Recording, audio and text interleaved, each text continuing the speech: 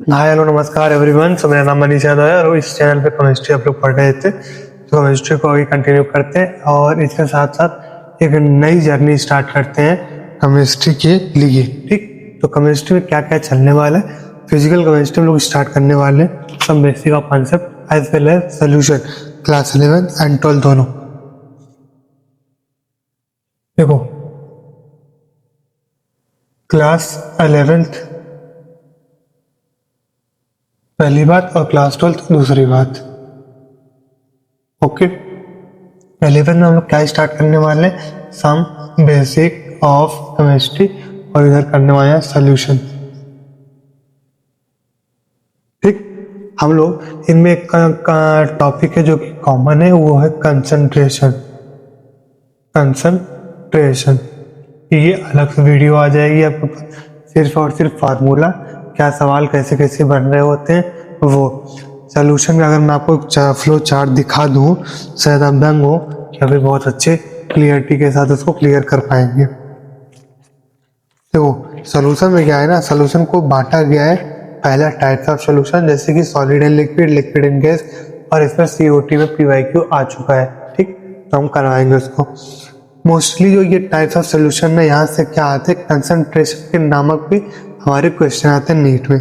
फिर आती है concentration, molarity, molality, mole fraction, percentage. ये इन पे मोलारिटी और मोलालिटी में जो कैलकुलेशन आता है वो दोनों मिक्सिंग आती है। जैसे कि एडवांस में सवाल आया था मोलालिटी, मोलारिटी और डेंसिटी, वो फार्मूला नहीं 10x वाला और 1000 वाला कुछ नहीं।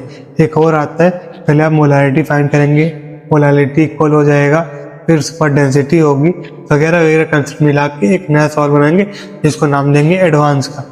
तो एडवांस का सवाल नहीं होता, सिर्फ और सिर्फ बेसिक है। और याद रहे, basic concept is always combined to form advance concept. Okay, पहले पढ़ो तो सवाल को तोड़ोगे तब वहीं आ जाओगे। फिर आपका आ जाएगा राउल्ट लॉ। राउल्ट लॉ में वही RLBP, बॉइलिंग, फ्रीजिंग, ऑस्मोटिंग, ये सारे सवाल हैं। फिर आता है कॉलिगेटिव प्रॉपर्टी, जो कि वो नेचर पे नहीं पार्टिकल्स पे डिपेंड करता, टाइप है, नेचर, इन सब पे डिपेंड नहीं करता।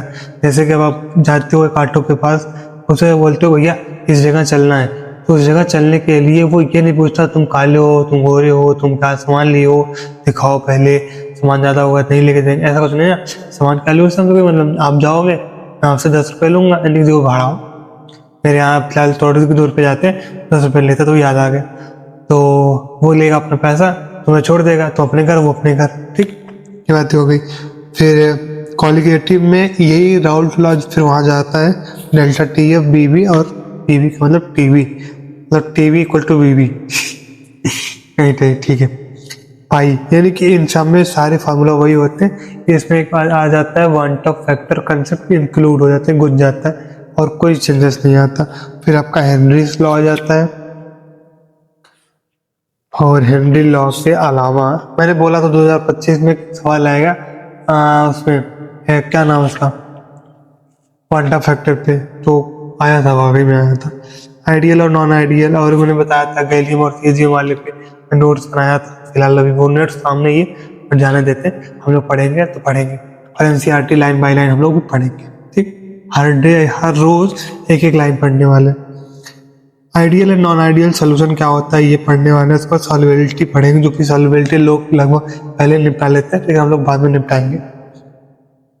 और उसके अलावा वो ट्रिक्स या फिर वो कंसेप्ट जो आपके दिमाग में रह पाए, हो नीट के लिए बेनिफिशियल हो, जैसे कि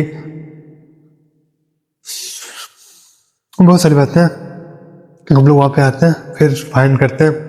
ये हमारा हो गया सोल्यूशन का। ठीक, इतनी हो गई। ठीक, अब हम आते हैं सम बेसिक पे।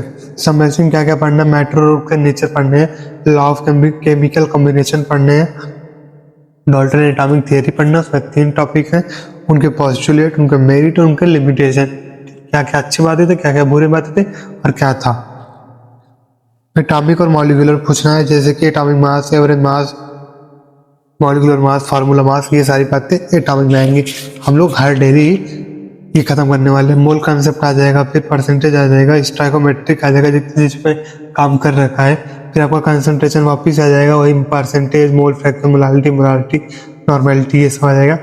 ग्राम इक्विवेलेंट ये सारी बातें जो आपको टर्म बहुत लगती है वो सारी बातें हम लोग करा देंगे। तो नीट जो सब बेसिक है, नीट की प्रायोरिटी कहाँ है, एक मतलब मोल कंसेप्ट हो गया, एम्पिरिकल हो गया, स्टाइकोमेट्रिक कैलकुलेशन हो गया, कंसंट्रेशन हो गया, लिमिटिंग रिएजेंट हो गया, इन सभी टॉपिकों से नीट हमारा सवाल पूछता है। ये वीडियो का सॉरी याद रहे, आपको भी एक संकल्प देता हूँ, जो क्लास 10th वाले हैं, 9th 10th वाले, वहाँ 9th 10th ही नहीं होगा और भी होगा, बट 9th 10th वाकई में एक्चुअल होंगे। तो उनको मैंने बोला है कि आप वीडियो नहीं बोलेंगे इस क्लास को, इसको क्लास की तरह मानेंगे, क्योंकि ये क्लास है, पढ़ाने का मतलब क्लास। आप पढ़ो, देखो, समझो, सुनो। देखो एक चीज़ याद रहे, लोग कहते हैं मूवी वूवी लोग देख लेते हैं बड़े जल्दी और पढ़ाई नहीं देखते। रीज़न क्या पता है? वो पढ़ाई भी देखें लेकिन उसका एक रीज़न आ जाता है नहीं देखने का, कि अगर मैं पढ़ाई का वीडियो खोला तो समझना पड़ेगा, ठीक, समझना पड़ेगा। समझने के साथ साथ हमको शायद लिखना भी पड़ जाए। अगर मैं जो कुछ समझ में आ गया वो आके उनको याद रखना है, शायद लिखना भी पड़ जाए। तो लोग इन सब कामों को अवॉइड करते हैं, जो कि नहीं करना चाहिए। आप खाली है थोड़ी देर वीडियो सारी क्लासेस को देखें, पढ़ें, समझें। जो हायर क्लासेस के बच्चे हैं उनमें मैं भी आता हूँ। कोई सीख के नहीं आता, धीरे धीरे लोग सीखते हैं, समझते हैं क्या क्या करना है, ठीक, खुशी से कोई निकल जाता है, ठीक। तो हम ये नहीं कहते कि आप गलत, आप पढ़ा रहे हैं तो पढ़ा रहे हैं, अच्छी बात है, बस गलत ना पढ़ाएं, किसी के लिए गलत ना हो। और बस यही सारी बातें।